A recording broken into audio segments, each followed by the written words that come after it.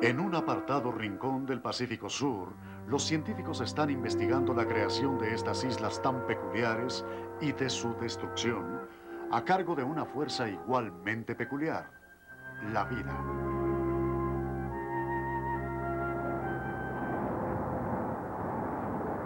Hace unos 4.000 millones de años, la Tierra era un lugar muy diferente. Caliente, turbulento y árido.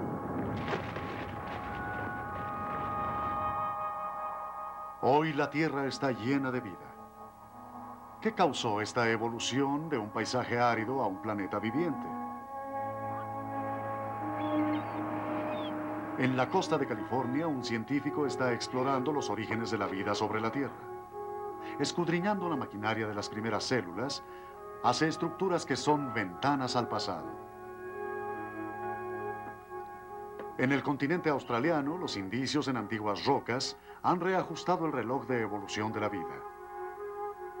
Revelan el rostro de una tierra primitiva y criaturas que comenzaron a fabricar el aire que hoy respiramos. En la campiña inglesa, un científico cree que es la vida quien teje el mundo a nuestro alrededor en un elaborado tejido. Él ve la obra de todo el mundo en la sencilla belleza de las flores. Hoy nuestro conocimiento del planeta Tierra está aumentando, como también nuestro inmenso poder de destrucción.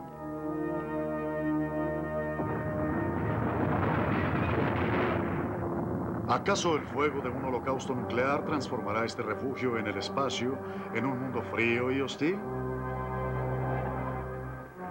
¿Y las imágenes actuales de hambruna y sufrimiento se convertirán en un retrato del futuro?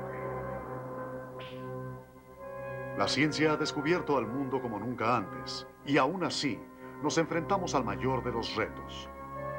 Al cambiar el mundo a un paso cada vez más acelerado, ¿traerán los nuevos descubrimientos y conocimientos una nueva sabiduría? Está en juego nada menos que el destino del planeta Tierra. Planeta Tierra.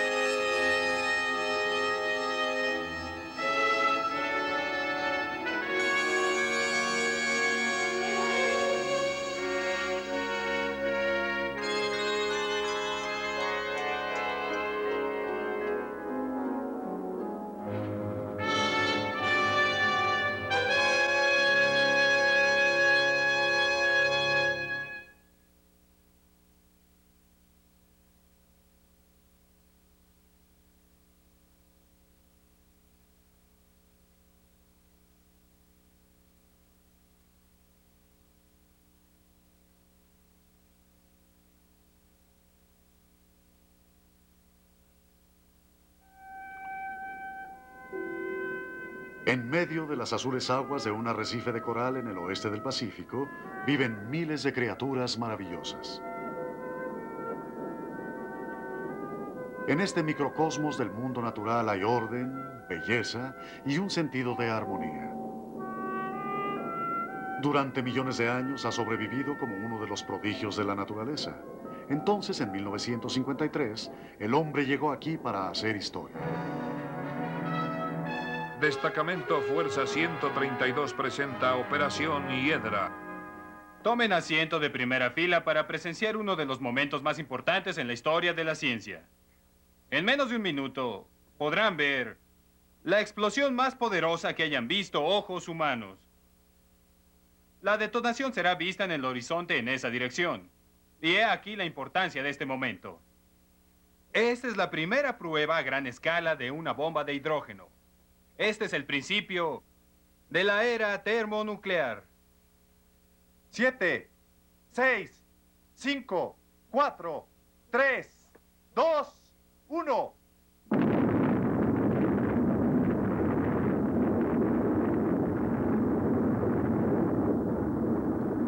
La primera bomba de hidrógeno borró una isla del mapa y abrió un cráter de 1,5 kilómetros en el arrecife. Hoy construimos armas mucho más poderosas que esa. El lugar es Eniwetok. Alguna vez subieron aquí 47 islas. Ahora solo quedan 45. En medio de los escombros, Eniwetok se ha convertido en un símbolo del poder de destrucción descubierto por el hombre. Pero a la vez que aprendimos a destruir, hemos comenzado a entender cómo proteger nuestro mundo frágil y complejo. 30 años después de la primera prueba de una bomba de hidrógeno, los científicos regresan para estudiar los restos. Algunos cráteres aún están contaminados con desechos radiactivos, pero la vida, aunque menos variada, ha vuelto. Un tributo a la gran resistencia del planeta. La vida representa un importante papel en las obras del planeta Tierra. Al descubrir la ciencia nuevas relaciones entre las criaturas vivientes y la atmósfera, el océano y la Tierra, estamos obteniendo una nueva perspectiva. En el corazón de la campiña inglesa vive un hombre extraordinario. Jim Lovelock es un químico que estudia la atmósfera. También es un científico poco ortodoxo con una forma de pensar independiente. Durante los últimos 10 años, él ha trabajado en su laboratorio privado, que se localiza en el condado de Devon. Su visión poética de la Tierra lo ha hecho acreedor del reconocimiento mundial. ¿Alguna vez se han preguntado por qué el mundo es tan maravilloso?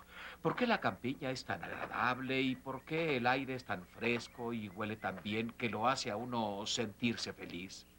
Yo tengo una teoría sobre esto. Creo que el aire, los océanos, las rocas y todos los seres vivientes interactúan como un sistema cerrado único, que es realmente el responsable de las semejanzas y la belleza que hay en todo. Todo el planeta está vivo, y he decidido dar a ese concepto el título de la hipótesis Gaia. Y escogí la palabra Gaia porque así es como los antiguos griegos llamaban a la Madre Tierra. La diosa Gaia alguna vez vigilaba al mundo antiguo. Ahora nosotros somos los guardianes del planeta Tierra. No siempre fue así. Hace 4.500 millones de años, la Tierra era un planeta muerto. Su superficie era golpeada por una lluvia constante de asteroides y de cometas. La noche era dominada por una enorme luna. El joven Sol luchaba para reunir fuerzas. Las presiones en su interior resquebrajaban y desgarraban la Tierra. Enormes volcanes vomitaban mares de lava. No había aire como lo conocemos. No había continentes. Ni siquiera se había formado la corteza final.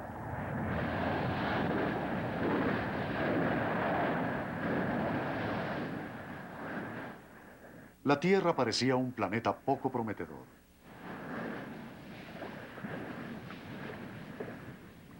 Pero aún en este ambiente extraño se estaban reuniendo las partes de la refinada maquinaria de la vida. Después de millones de años, la caldera comenzó a enfriarse y algo nuevo sucedió. Llovió.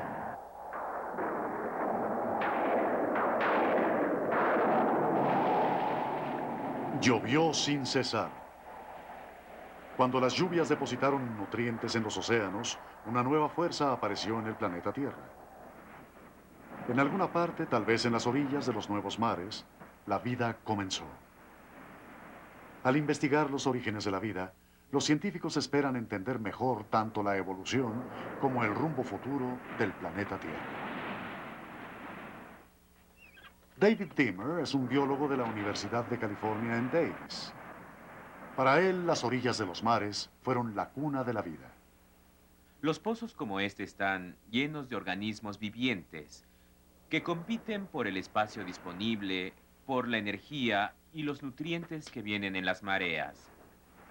Parecen organismos de una especie muy sencilla y sin embargo son producto de unos 4.000 millones de años de evolución.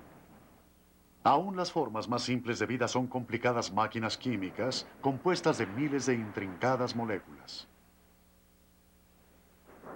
Hay 4 clases principales de moléculas. Los ácidos nucleicos llevan la información. Las proteínas actúan como catalizadores en la maquinaria de las células. Los carbohidratos actúan como una fuente de energía o como parte de la estructura de las células. Y finalmente los lípidos forman una capa divisoria entre el interior y el exterior de la célula. Flotando en los mares primitivos de la Tierra, las moléculas orgánicas pudieron haber sido llevadas a los pozos y después se secaron. Nadie sabe con seguridad cómo comenzó la vida, pero para estudiar cómo las mareas pudieron crear células, David Dimmer construye pozos miniatura en su laboratorio. Ahí coloca las moléculas largas, semejantes a listones, llamadas lípidos. Tengo algunos lípidos secos aquí en el microscopio, en condiciones muy semejantes a las que podrían haber ocurrido cuando los lípidos se secan en un pozo.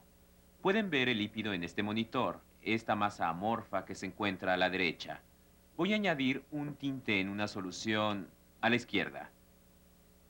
Eso es. Y entonces puede verse que el agua inmediatamente interactúa. Se empiezan a formar largas fibras. Y ahora observamos otra sección de la muestra.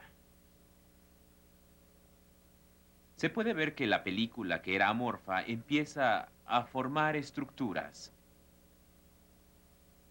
El agua está penetrando en la película seca, causando que los lípidos se rompan en... Oh, aquí se forma una burbuja, y las estructuras son forzadas a salir de la masa céntrica de lípidos cuando se añade agua a las moléculas. El simple ciclo de humedecer y secar produce estructuras muy semejantes a las membranas de las células, en las que otros elementos necesarios para la vida podrían reunirse. Finalmente, estas estructuras se combinaron en células complejas que podían alimentarse, crecer y reproducirse. Y la vida misma comenzó un largo viaje para transformar nuestro planeta.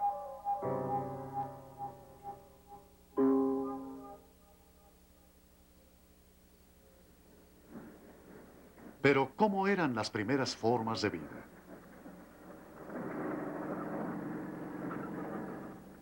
Para averiguarlo, los científicos han viajado a los más remotos confines de la Tierra.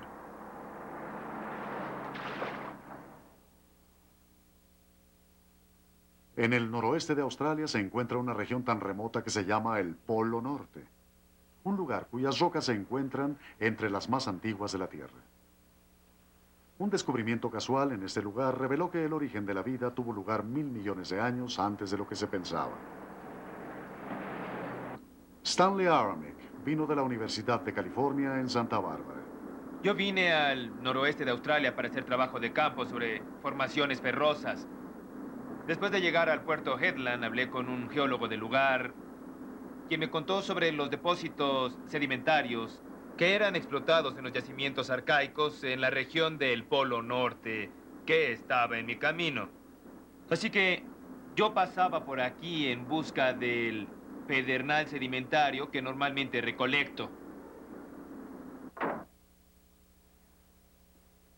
Para Stan Aramik era solo otro viaje de rutina para recolectar muestras. No estaba preparado para la sorpresa oculta en esas rocas simples.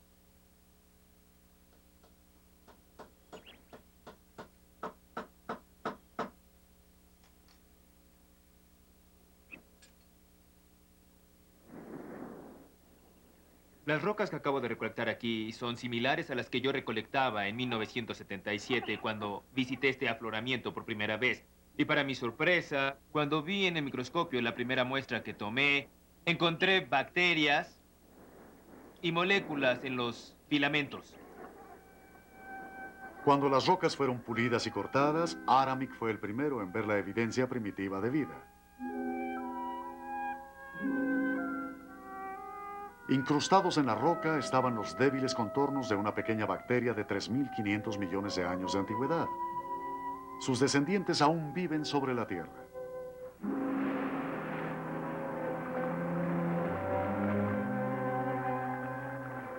Las aguas costeras del oeste de Australia.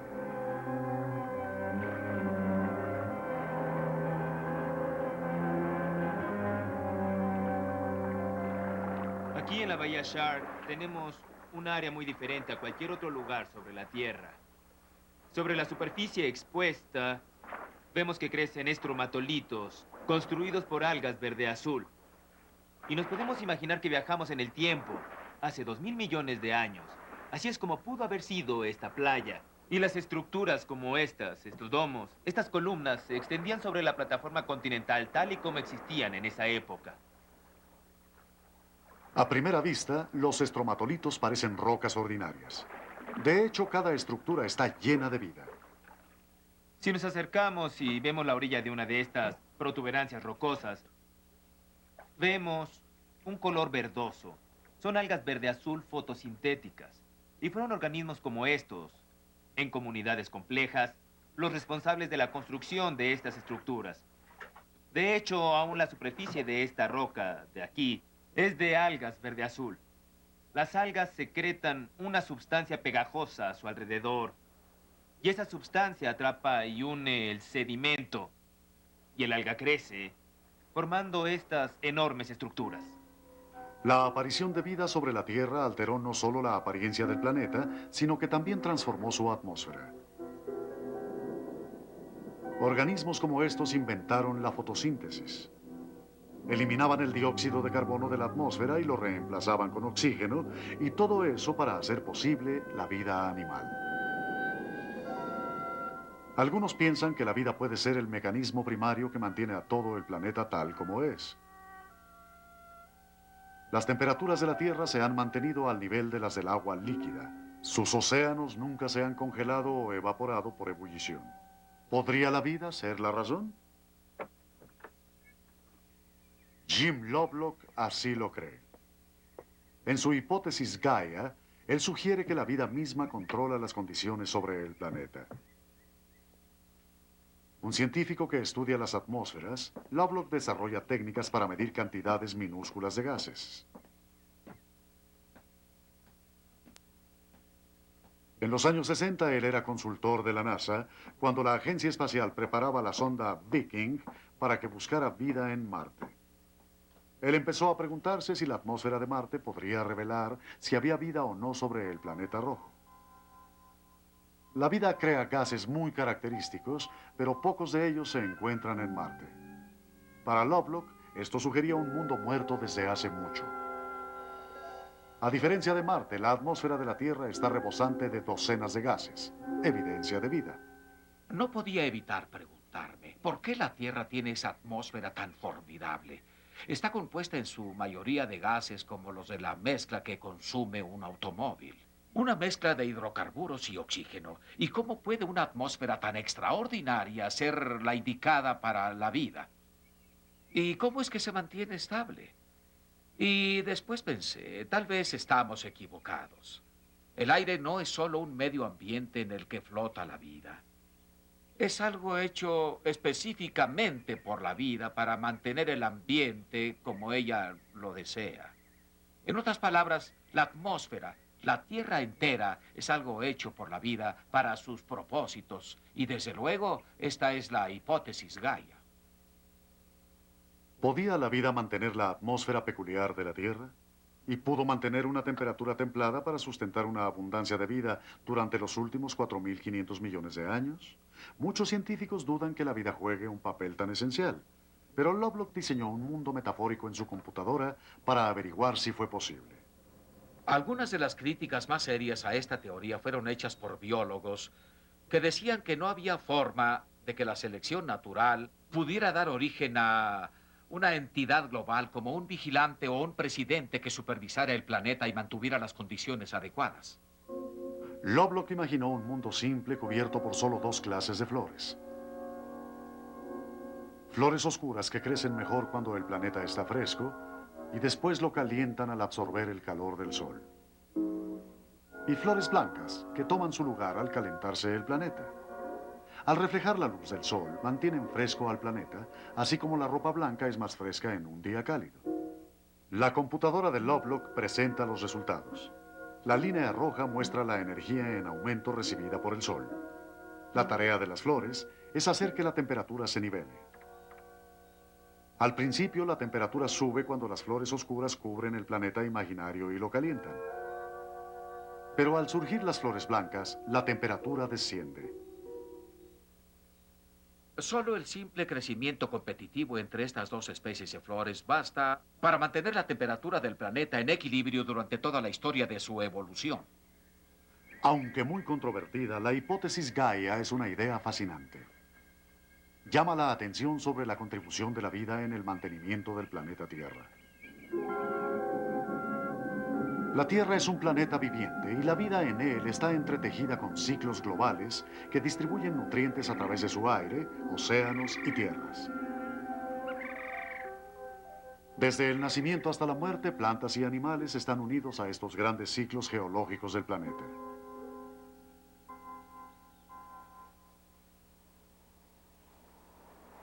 El conocimiento de esta relación nos lleva a una perspectiva radicalmente nueva de la Tierra. Michael McElroy es un químico atmosférico de la Universidad de Harvard. Él estudia la importancia del carbono y otros elementos en los ciclos. Este es un lugar fabuloso. Estamos parados sobre un gran volcán en Hawái, el Kilauea. Y observamos una escena que en muchos aspectos nos recuerda cómo era la Tierra en sus comienzos. Vemos estas aberturas que emiten vapor caliente del interior de la Tierra. No es solo vapor de agua que se condensa en el aire, sino que sale dióxido de carbono. Tenemos compuestos de cloro, compuestos de azufre. Son los ingredientes de la vida, los ingredientes de la atmósfera, los que componen los océanos. El átomo de carbono que hoy sale por esta abertura no lo hace por primera vez. Ya estuvo aquí antes. Este átomo salió hace 4.000 millones de años, pero ha viajado por la atmósfera, el océano y la biosfera muchas veces. Ha vuelto a la Tierra tal vez 30 veces a lo largo de su vida, involucrado en los grandes ciclos esenciales para la vida del planeta. La erupción de un volcán es solo el primer paso en el viaje de un átomo de carbono.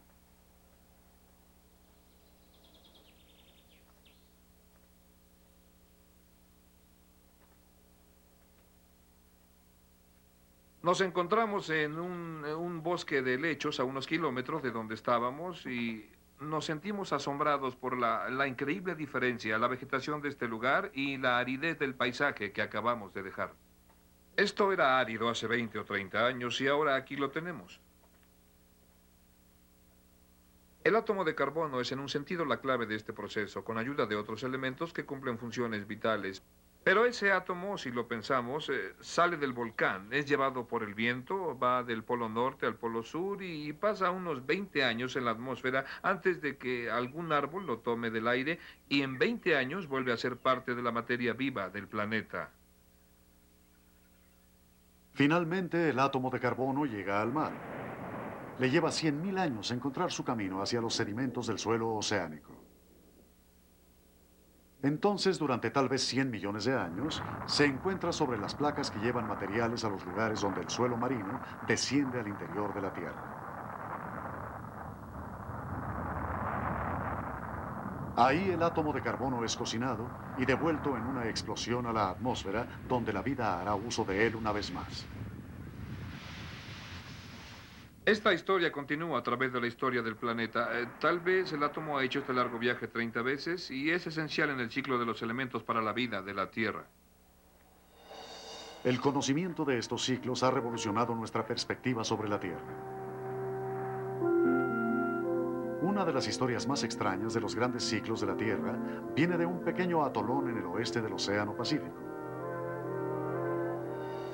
Estas islas en Palau surgieron hace millones de años cuando un volcán activo alcanzó la superficie del océano. Un arrecife de coral creció alrededor de las orillas del volcán.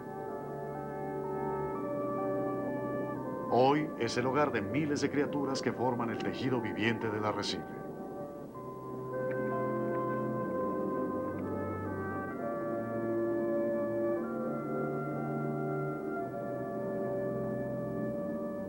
Con el tiempo, parte del arrecife fue comprimido para formar rocas calizas y estas estructuras que hoy brotan de la laguna.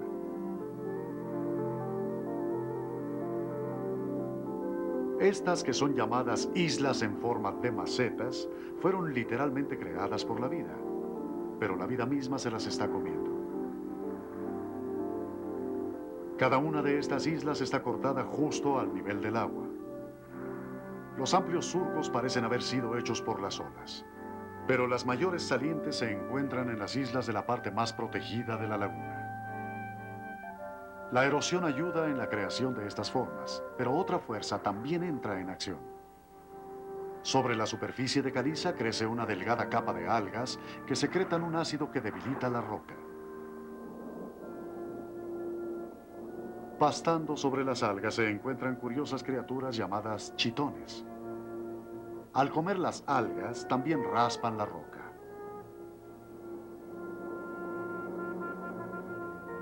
El cuerpo del chitón tiene características peculiares. El raspado es hecho por la rádula, una serie de dientes duros como el acero que de hecho se comen la roca.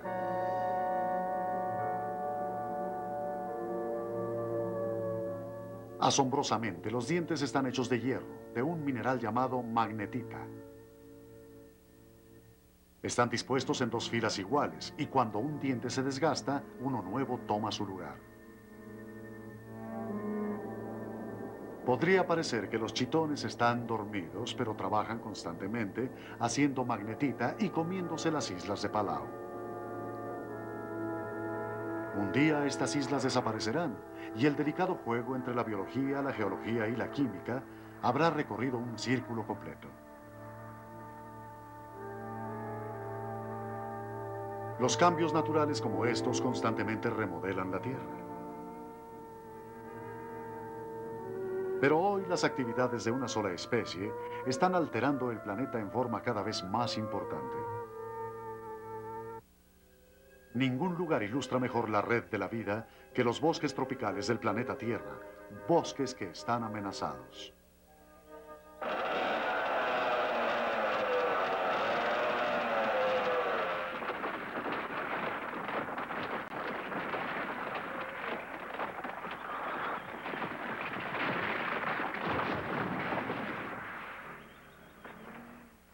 $1,200 hectáreas de bosque serán taladas durante el tiempo que le lleve ver este programa. Serán taladas por sus valiosas maderas y para crear superficies para el ganado o para cultivos. Dentro de 100 años habrán desaparecido junto con 40% de todas las especies vivientes.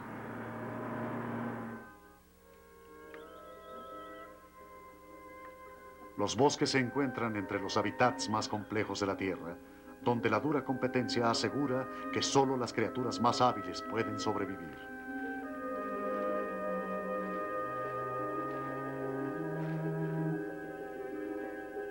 Los bosques están tan interconectados que hasta crean su propio clima.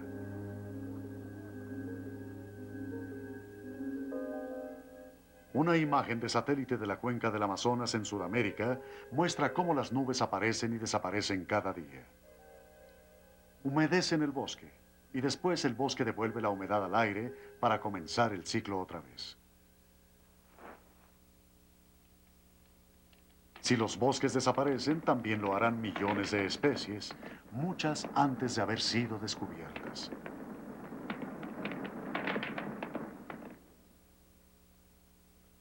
En las profundidades de la cuenca del Amazonas, Tom Lovejoy del Fondo Mundial para la Vida Salvaje de los Estados Unidos, junto con el gobierno brasileño, lleva a cabo un ambicioso estudio. Lovejoy y sus colegas esperan llegar a conocer el porcentaje del bosque que debe ser conservado para proteger la gran variedad de formas de vida que ahí habitan. Los ecosistemas no son estáticos, realmente son muy dinámicos. Y cuando son afectados por el aislamiento o la fragmentación, se originan toda clase de cambios en su interior. Y es por eso que estamos aquí llevando a cabo un gigantesco experimento para estudiar esos cambios y entender lo que significan cuando al hablar de reservas se trata. En un sentido, es aprovechar las fuerzas de destrucción para proteger la gran complejidad de la vida sobre la Tierra. Al ser talada la selva del Amazonas, se dejan intactas secciones experimentales de diferentes tamaños. Durante los próximos 20 años, cada una será cuidadosamente estudiada en lo que es tal vez el experimento de laboratorio más grande del mundo. El proyecto comienza al identificar los árboles de la selva. Un bosque típico en Norteamérica contiene tal vez 60 especies de árboles. Esta sección de la selva contiene por lo menos 600. Cada año en el interior de la jungla se cortan muestras y se catalogan por miles. Con frecuencia los investigadores encuentran hojas de un árbol nunca antes visto. un árbol que podría contener una enzima desconocida o toxinas usadas para curar enfermedades. Los bosques son grandes farmacias vivientes. Ya han producido medicamentos útiles en la lucha contra el cáncer. Aquí, variedades de plantas e insectos que pueden mejorar los cultivos esperan ser descubiertas en la selva si no son destruidas primero. Irónicamente, los suelos de los bosques no son suelos ricos. La tala de un bosque para crear pasturas producirá bovinos, pero solo durante unos años. En 5 años o menos, el suelo se habrá erosionado y el bosque habrá desaparecido por generaciones. En todas partes estamos cambiando el mundo antes de entender cómo funciona. Un experimento peligroso con el planeta, uno que finalmente podría destruir una especie más, la especie humana. 6 de agosto de 1945, la isla de Tinian, en el oeste del Océano Pacífico. La tripulación del Enola Gay se prepara para despegar rumbo a Hiroshima.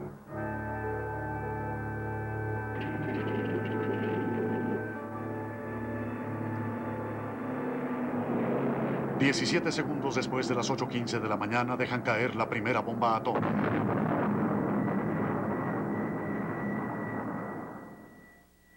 Estalla con la fuerza de 20.000 toneladas de dinamita. La bola de fuego es de 5 kilómetros de ancho.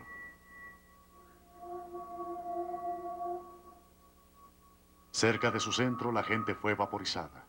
Los ojos que vieron la explosión dejaron de existir. En 9 segundos, 100.000 personas fueron condenadas. 3 días después, la bomba fue usada otra vez. Esta vez el blanco fue en Nagasaki. La luz de la bomba creó sombras permanentes al ser quemada la madera y grabadas en acero, imágenes fantasmales de lo que alguna vez existió.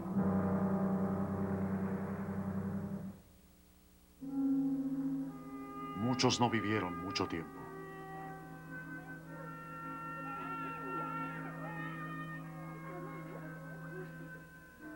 Manchas púrpura aparecieron sobre la piel. El cabello se caía en mechones. Al principio, los médicos creían que eran los síntomas de una misteriosa enfermedad infecciosa. Pero era un efecto más de la bomba. Enfermedad por radiación. Aún en la actualidad sigue cobrando víctimas.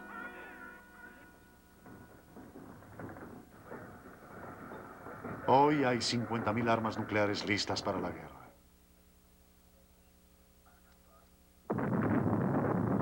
Sin embargo, se ha pasado por alto uno de los efectos de un intercambio nuclear. El daño acumulativo al delicado equilibrio del clima de la Tierra causado por el estallido de miles de cabezas nucleares. Recientemente los científicos comenzaron a estudiar este nuevo y aterrador problema. Uno de ellos es Brian Toon. Es increíblemente desagradable tener que considerar esto. El grupo con quien trabajo encuentra que es muy difícil realizar este trabajo porque hay que pensar en lo que sucedería en caso de una guerra nuclear. La gente no quiere pensar en ello, quiere olvidarse de esto y no imaginarse qué sucede o qué puede llegar a suceder. Pero un ensayo de lo inimaginable había sido preparado en los últimos meses de la Segunda Guerra Mundial. Los bombardeos sobre ciudades como Tokio y Dresden crearon grandes tormentas de fuego que elevaron enormes humaredas.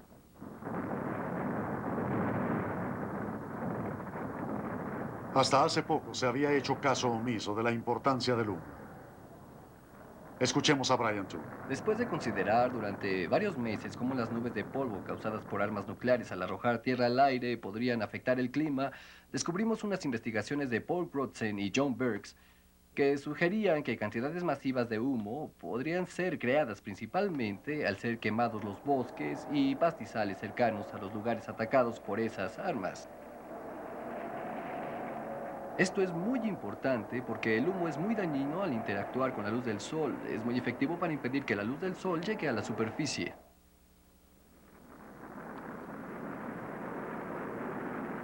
El humo es el ingrediente clave para entender los efectos de la Primera Guerra Nuclear.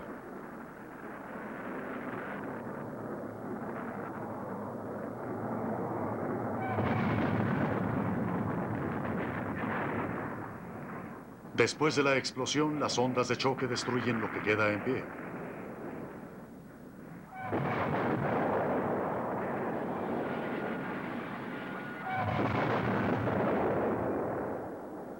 Las fábricas químicas y las refinerías alimentan las llamas.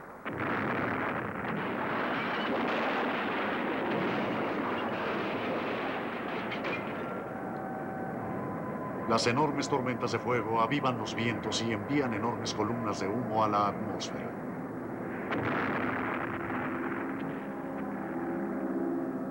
Hay suficientes armas nucleares estratégicas en el mundo para encender todas las ciudades importantes en el hemisferio norte. Se produciría tanto humo que cubriría la mayor parte de la Tierra.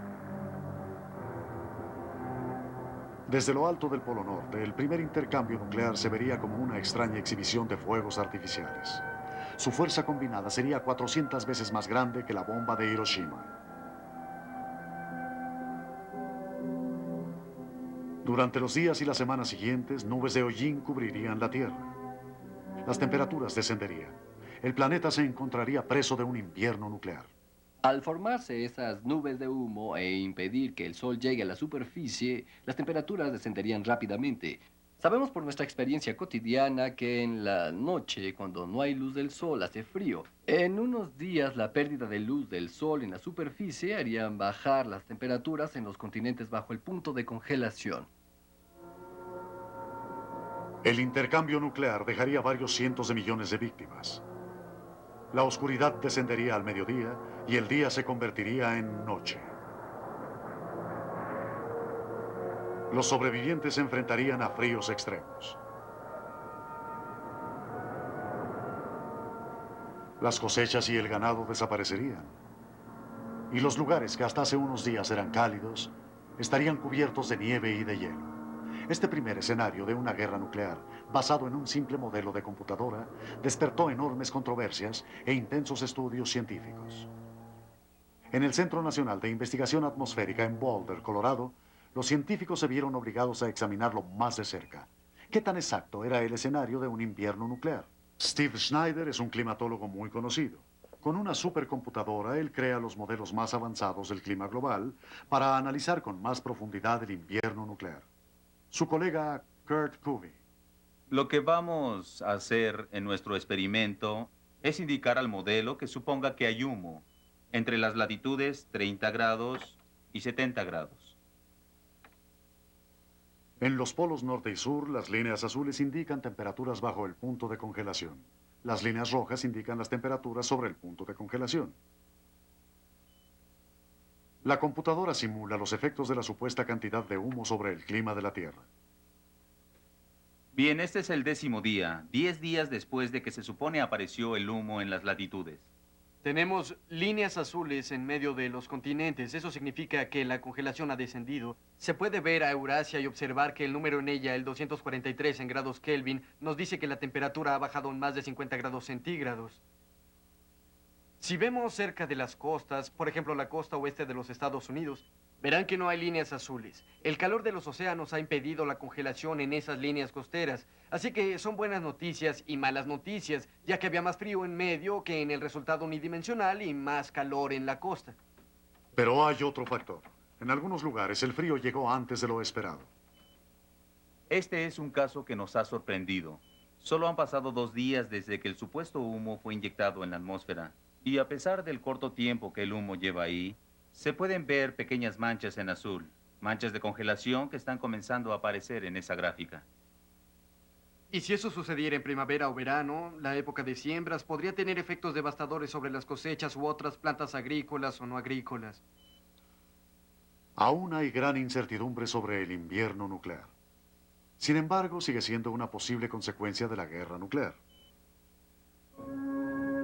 Tal vez más perturbadora sea la posibilidad de que en semanas, aún las naciones no involucradas directamente en la guerra podrían sufrir repentinos períodos de frío y oscuridad. Se enfrentarían a una nueva amenaza, el hambre.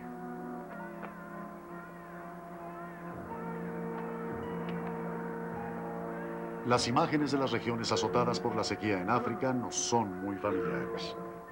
Y sin embargo, la terrible hambruna de este lugar sería pequeña comparada con las consecuencias de una guerra nuclear.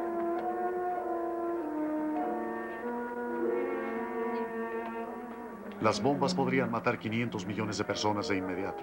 Pero para miles de millones más, los cambios climáticos podrían hacer desaparecer las cosechas en todo el mundo. La muerte por hambre sería el destino de los sobrevivientes. Pero la guerra nuclear no necesita ser el destino del planeta Tierra. Hay evidencias de que las actitudes pueden cambiar, aún en medio de una carrera armamentista. 1 de marzo de 1954. En la sede de pruebas de la isla Bikini, en el Océano Pacífico, los Estados Unidos llevan a cabo una prueba secreta de una bomba de hidrógeno. Una cadena de eventos inesperados transformará esta prueba en un incidente que cambiará la historia. Un pequeño bote de pesca japonés llamado Dragón de la Suerte accidentalmente se acerca al lugar de la prueba. Los 23 miembros de su tripulación son cubiertos por cenizas atómicas. Los médicos descubren que toda la tripulación sufre de envenenamiento por radiación. Algunos están sumamente graves. Uno de ellos morirá. El envenenamiento de los 23 hombres del Dragón de la Suerte indigna al mundo. Y 6 años después, los Estados Unidos y la Unión Soviética firman el primer tratado de prohibición de pruebas nucleares del mundo. Aún hoy, la opinión pública entre las naciones que no poseen armas nucleares puede tener efectos sobre las políticas de las potencias nucleares. Pero aún si evitamos la destrucción nuclear, los habitantes del planeta Tierra nos enfrentamos a un futuro incierto. Tal vez el problema más grande que afecta hoy a la humanidad es que podría haber 10.000 millones de seres humanos agotando todos los recursos del planeta para el año 2050. Solo la India tiene 12 millones de nuevas bocas que alimentar cada año. Pero aún aquí hay esperanza. Hasta hace 20 años, la agricultura en la India había cambiado muy poco en 1000 años. Con un explosivo aumento en su población, la hambruna generalizada parecía inevitable. Hoy la India se ha transformado. Los pobres aún son muy pobres. Pero por el momento hay suficiente alimento para sobrevivir. La India se ha convertido en exportador de granos al aumentar la producción de trigo y de arroz.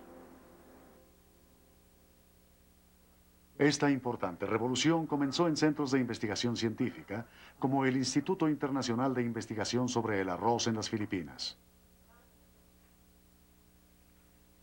Hace 25 años, los científicos se dispusieron a atacar el hambre en el mundo al crear nuevas variedades de arroz más productivas. En el proceso, el éxito del instituto se convirtió en un símbolo del poder de la ciencia para servir a la sociedad. El doctor N.S. Swaminathan, director del instituto, recuerda que la situación parecía desesperada cuando comenzaron los intentos de producir mejores variedades de arroz. Después de la Segunda Guerra Mundial, muchos países en desarrollo que se habían independizado sufrieron una explosión demográfica. Gracias a los avances de los antibióticos y la medicina preventiva, y la producción de alimentos estaba estancada, el crecimiento de la población era rápido y había prácticamente una atmósfera de pesar. Y hubo muchos libros que decían que muchos países no se podían alimentar. Uno de ellos era la India, y como no se podían alimentar, debían darse por perdidos. El centro de operación del instituto es su enorme banco de semillas. El arroz recolectado en todo el mundo es traído aquí y cuidadosamente es almacenado.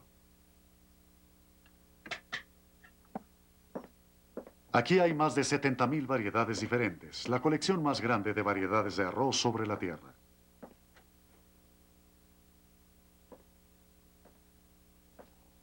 En este vasto almacén se encuentran los genes de las cosechas del futuro. Arroz que madurará más rápidamente o que puede crecer en tierras poco promisorias. De las semillas que aquí se guardan, surgió parte de la Revolución Verde. Los científicos se dieron cuenta de que las plantas de arroz tradicionales eran demasiado delgadas y altas para soportar una buena cosecha. En 1962, el polen de una planta enana de arroz de China fue espolvoreado sobre las panículas de una variedad alta y vigorosa de Indonesia. 4 años después, resultó la primera planta corta de tallo duro de ese experimento. Habían comenzado los intentos de erradicar el hambre del mundo. En los años siguientes, nuevas variedades se extendieron rápidamente a través del sureste de Asia. Campos que antes rendían una sola tonelada de arroz por hectárea, ahora rendían 5.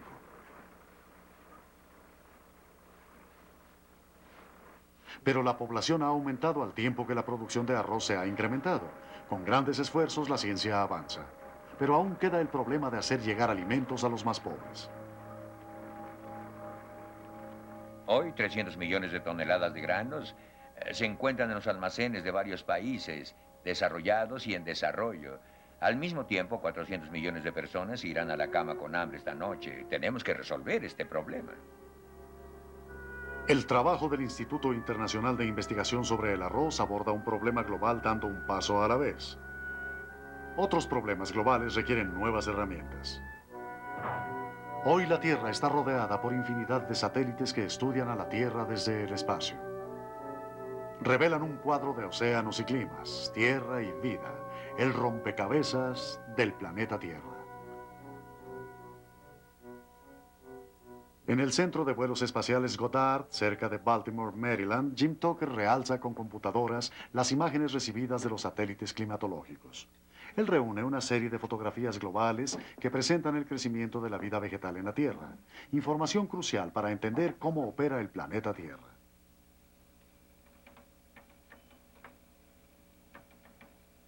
Con esta información, por primera vez, podemos ver la distribución de la vegetación sobre toda la superficie terrestre y cómo ésta se relaciona con fenómenos como la concentración de dióxido de carbono en la atmósfera, el avance o retroceso de los desiertos, la extensión de los bosques tropicales y también cómo esto se relaciona con la continua habitabilidad del planeta. Como una lente especial, las imágenes de Tucker revelan el estado de plantas y árboles sobre la Tierra en un momento dado. Los diferentes colores representan distintos grados de actividad fotosintética.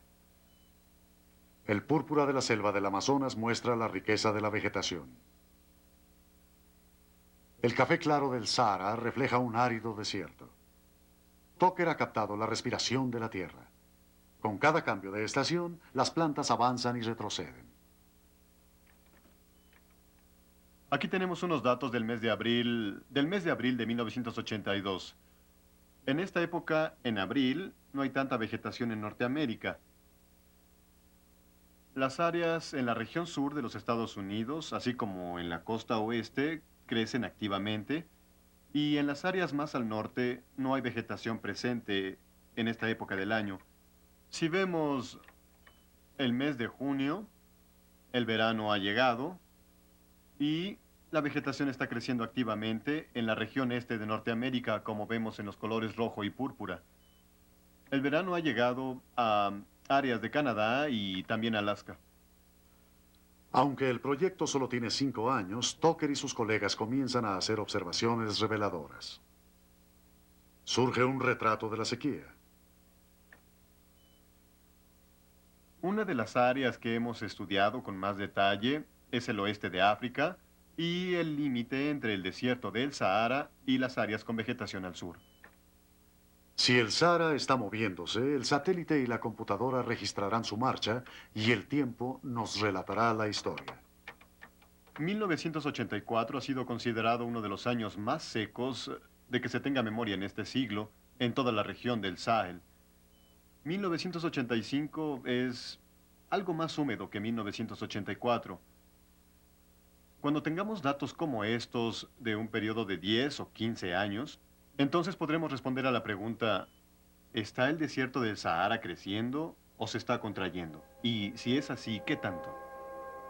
Hemos desarrollado nuevas formas de ver nuestro planeta en una época muy oportuna. Hoy nos enfrentamos a los problemas más apremiantes en la historia humana. Estamos en una carrera contra nosotros mismos.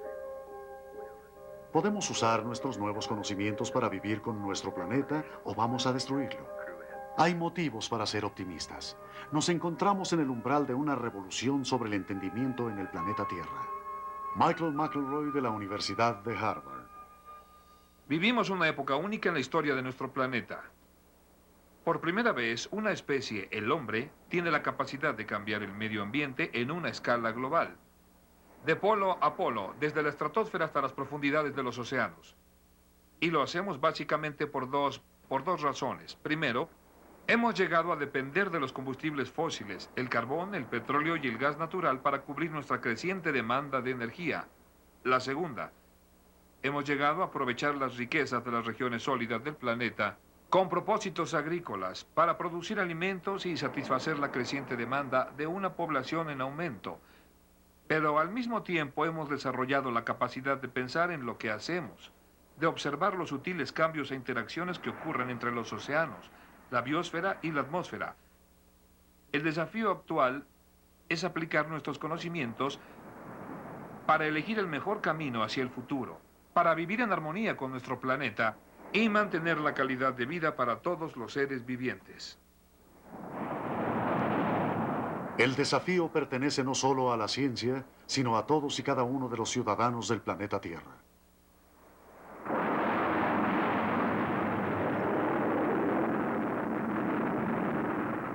Vivimos en una extraordinaria era de exploración.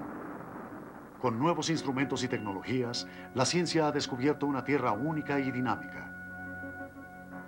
Hemos visto a nuestro extraordinario mundo desde el espacio y desde lo profundo de sus océanos. Hemos estudiado sus hornos de fuego y conocemos las fuerzas que resquebrajan el suelo marino y mueven los continentes.